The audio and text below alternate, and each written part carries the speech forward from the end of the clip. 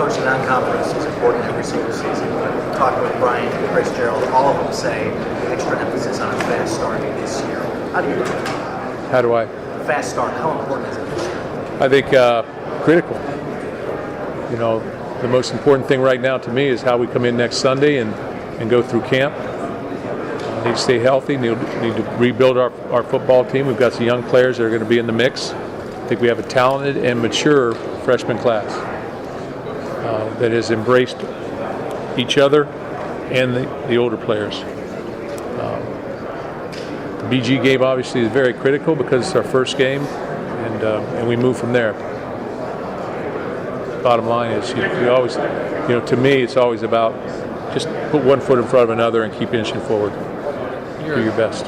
You were up there earlier. You were talking about the coaches you've been able to work with over the years. Is there anybody you've talked to as far as the peaks and valleys come, like to go from Big Ten champs to 3-9 to what it takes to get back to that point? Is there anybody you've just consulted with about that? Yeah, I've talked to different people. A lot of my friends have reached out to me. Whether it's be Bobby Stoops or Jim Tressel, but knows from Nick Saban or whatever. But there are a lot of different people that have reached out to me over the course. In the coaching fraternity, you build a close network, and there are very, very few of us that have been through waters that haven't been troubled at some point in time, that haven't had problems. So I think, again, it's how you handle these problems and identify them and find the solutions, and that's what we're going to do. Now that you've been on campus, have you got a chance to really gauge where LaShawn Paulino-Bell is physically? Yeah, I think he'll be able to make camp, but he's lost some weight, so he's back to about 235 or 240, and he's young. He's just got back here. He's just learning again, so I think he's got a ways to go, but there's a learning curve, so we'll see. Nothing physically that can hamper his future development? I think only his level of strength right now, probably, just because he's weak coming off the injury. Mark, to the maturity of this freshman class, when you look at the drill and some of the reflection maybe you've been able to do this all season, do you think there's anything different that you are going to be doing in terms of looking into players or things of that nature? This year coming?